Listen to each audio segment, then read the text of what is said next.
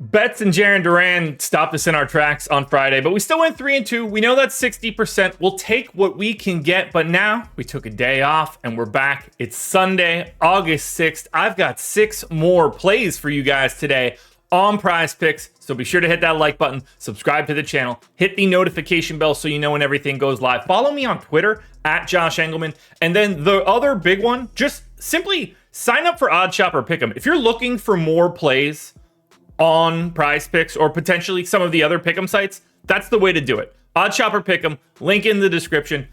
We're not messing around anymore. Let's get into the plays.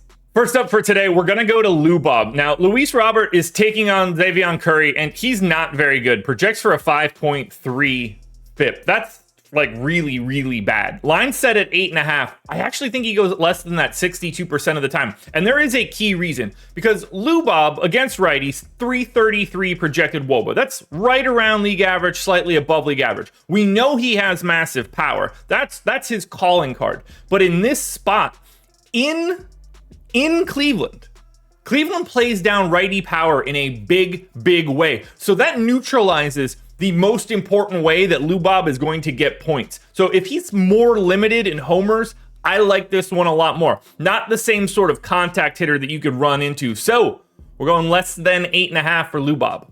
As a Braves fan, I do not like this one, but line set at 7.5, 61% of the time, Matt Olson is going to go less than, taking on the Cubbies. Braves are going to be in Chicago. Justin Steele on the hill. So this is lefty-lefty for Matt Olson. Justin Steele, a good to great starter, 367 projected FIP. Olson's really good, obviously. That nobody needs to hear that. But in a lefty-lefty spot, only a 4.4 run implied total for Atlanta. If you're ever taking less thans on Matt Olson, today's the kind of day to do it.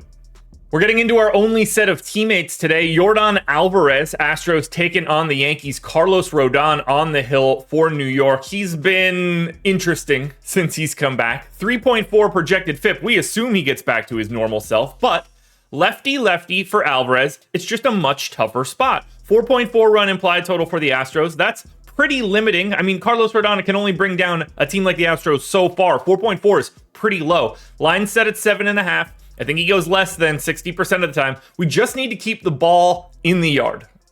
Now, it's not just Alvarez that we're going to. We're also going to take the less than on Jose Altuve. His line also set at 8.5. 59% of the time he's going to go less than. It's that same matchup against Rodon. Now, Altuve does get the righty-lefty. That is helpful, but YORDAN ALVAREZ is a little bit more scary than Jose Altuve. I'm not trying to undermine Jose Altuve's talent in any way. Clearly an exceptional baseball player, but different profile than YORDAN ALVAREZ. That's like a buddy cop comedy. I would watch it. Doesn't matter. Less than 8.5 fantasy points for Jose Altuve. If we're going to Alvarez, we're going to Altuve. If you want to today, if you can find anything, maybe take a more on Carlos Rodon. Try to really package up this correlation. Marcus Semien and the Rangers are taking on the Marlins in Texas. 58% of the time, Semien is going to go less than 7.5 fantasy points, getting a date with Sandy Alcantara. 3.7 projected FIP. He hasn't been as good this year as he has been in the recent past, but still a difficult matchup. Righty-righty, only a 4.6 run implied total here for the Rangers, and this is at home. This isn't even in Miami. Semien's quality hitter, league average, a little bit better than league average with a little bit of pop. It's the position that really carries his weight. That's fine by me. 58% of the time less than. I like these first couple plays. This last one scares me. We are going less than 8.5 fantasy points for Fernando Tatis. Padres are taking on the Dodgers. This one is going to be in San Diego. Lance Lynn on the hill for LA. 3.8 projected FIP. It is righty-righty, but we all know how that works for Lance Lynn. 4.6 run implied total here for the Padres. That's the key factor. They kept it under 5. That's really all the best that we could hope for. We know Fernando Tatis, exceptional. One of the best hitters in baseball. But sometimes you just don't want to go that direction.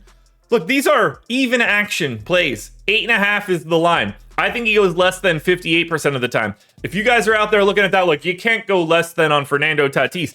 If that's the case, then I hope you're just piling up the money with the mores on Tatis every single day. We know what baseball is. Even the best hitters in the world can go 0 for 5 on a particular day. I'm not saying Fernando Tatis goes 0 for 5. I just need him to have less than 8.5 fantasy points. There we go, folks. Plays are in. Lubov less, OLSON less, Alvarez less, Altuve less, Semien less, and Tatis less. That is the way that we're putting it out there for today on Sunday, August 6th. This is the way we start off 6 straight days of dubs. We're going to get that 6-0 this week. I can feel it, and I know it's going to feel good to get it. I hope you're tailing me today. I'll see you guys tomorrow.